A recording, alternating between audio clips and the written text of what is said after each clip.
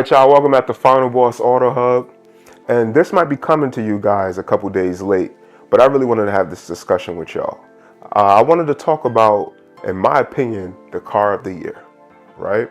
And I know you're probably saying, hey, Final Boss, we're a couple days into the new year, why didn't you do this earlier? But the thing about it is, there were a few cars that made it very difficult to choose.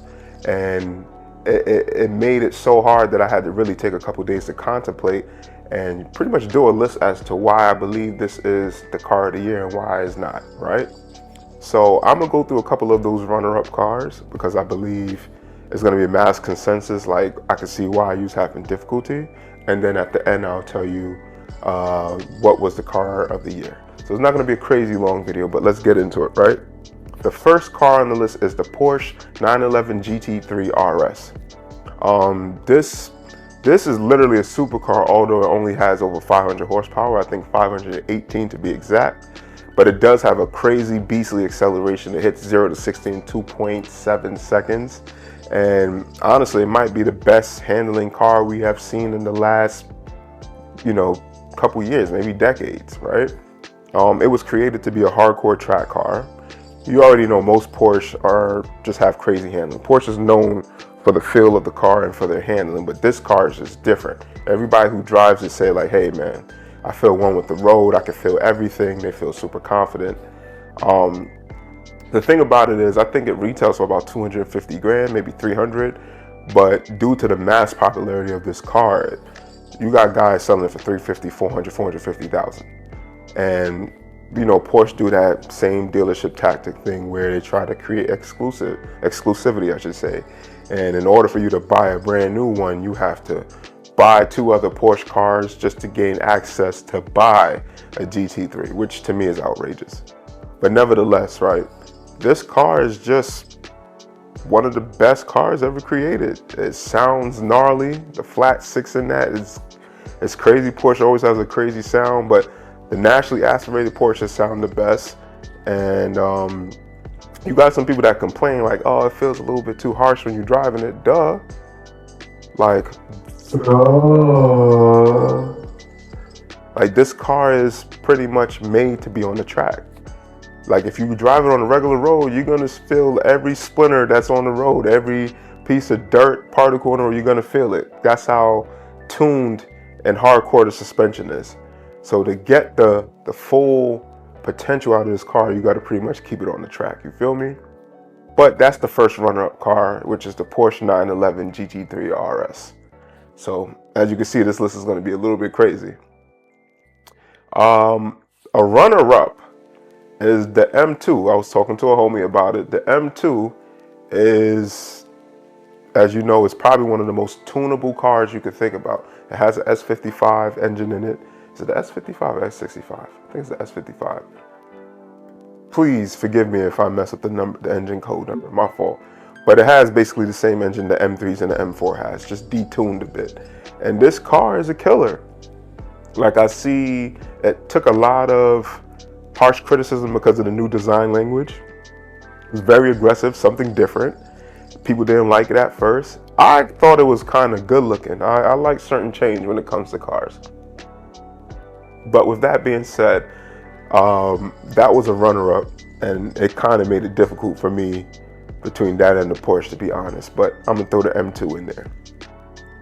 But the next car, right?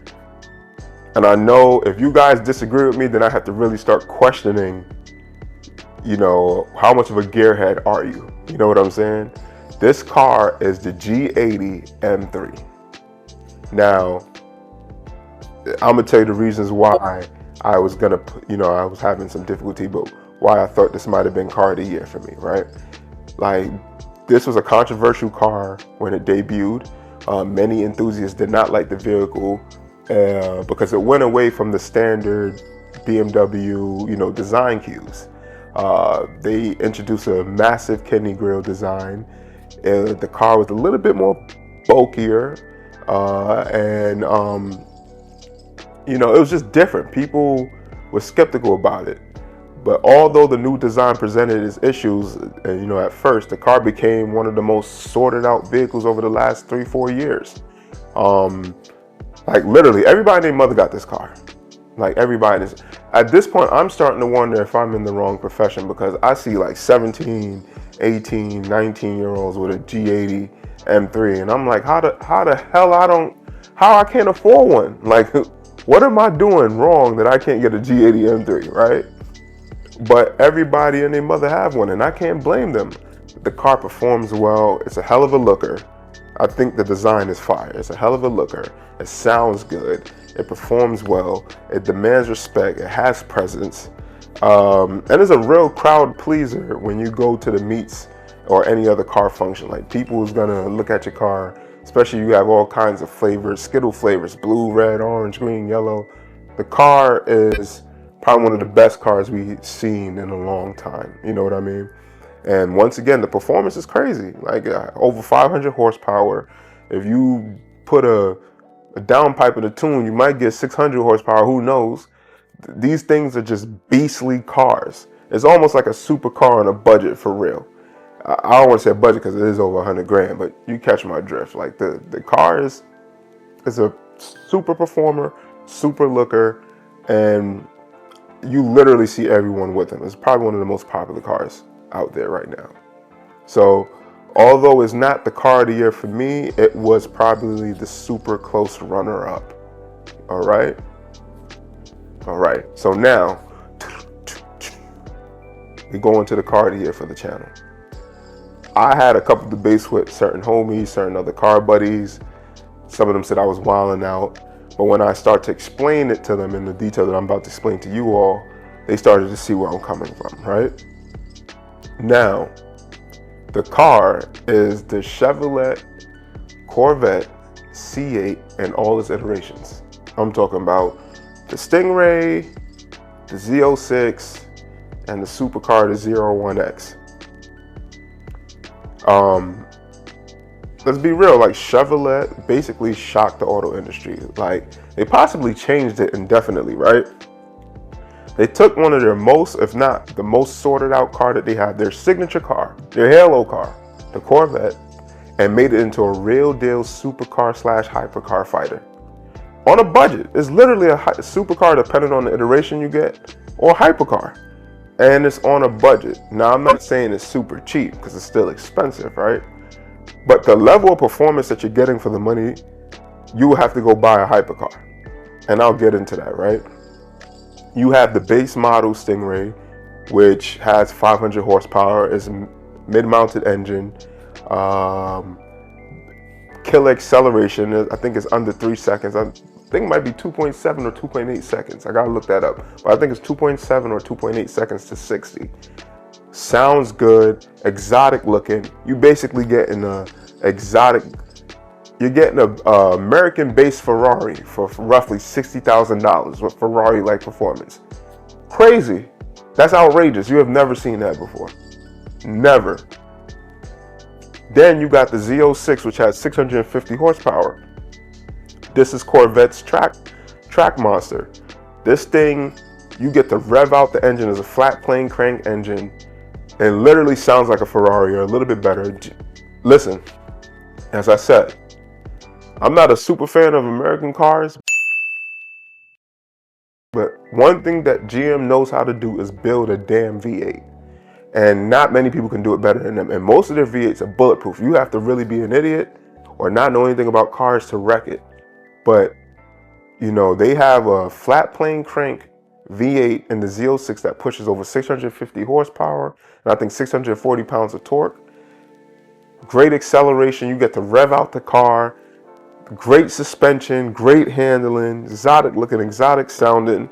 You essentially have a supercar on the track for what, 135,000? That's crazy. That's crazy. Come on, you can't beat that. Then you go into the 01X, over 1,200 horsepower, twin turbo V8. It literally performs like, I mean, it doesn't perform like a Bugatti, but it's giving you hypercar numbers. Over 200 miles, I think it goes almost 230 miles per hour, 2.4 or 2.2 seconds to 60, something like that. Like, it's literally in the likes of Bugatti and Koenigsegg. That's a hypercar that you can buy for about 200 grand, to $250,000. Like, so instead of spending $2 million, $2.5 million, $3 million, I could spend about 250 grand, get a car that's more easier to maintain and give maintenance, $200,000, so I could save me about 2-point-something million dollars, and the insurance is going to be cheaper to get the same level of performance. And then now, what we're hearing about is a Grand Sport. You might see a video about that from me. But a Grand Sport that's going to have its own new engine power plant, which is going to sit between the Stingray and the Z06. And you have that coming out. So at this point, you have to give respect to Chevrolet for, you know, although they did some questionable things by removing the Camaro, right? They focused all their power and energy into the Corvette and created something that the average American man can afford if he has a decent job and did some moves with his money too. American folks with more, you know, higher, they go on the chain, more, you know, more of an elitist, however you want to categorize it, can get a supercar or a hypercar. So in my opinion, I think Chevy changed the game. They changed the way how car companies should view their consumers. They basically created a model for every person depending on their income level, and they just pushed the auto industry to do something different opposed to sticking to the standard. And for that, I have the Chevrolet Corvette C8 and all its iterations, Final Boss Auto Hub's YouTube channel's Car of the Year. For me, the C8 is the car of the year. I feel like they did so much, and although we like to give the American companies slack due to, you know, making lemons or performance or not trying to be innovative anymore, we have to give Chevrolet their credit, and I think Chevrolet deserves Car of the Year. Now, you guys might have a difference in opinion, and I'm fine with that. Definitely, if you watch this video, if you come across this video, listen, please comment. I live for this. Like, I really want to have these debates. I really want to have these conversations. This kind of gives me more inspiration to do different videos and, you know, make videos that can strike up conversations, and sometimes might be a little bit controversial, but I'm fine with that. Like, comment, let me know what you think. Let me know if I missed a car, or the car that I chose to be the car of the year is the wrong car, and if so, why? And let's have a friendly debate about it. I definitely answer all my comments as much as I possibly can, and 9 times out of 10 I'm gonna get to you. But let me know what you guys think, and thank you for tuning in. You know, we had a great year with the channel. I just want to continue to build. I do have some fire projects I want to do, but I'm trying to see if I should wait or just start executing them. All right.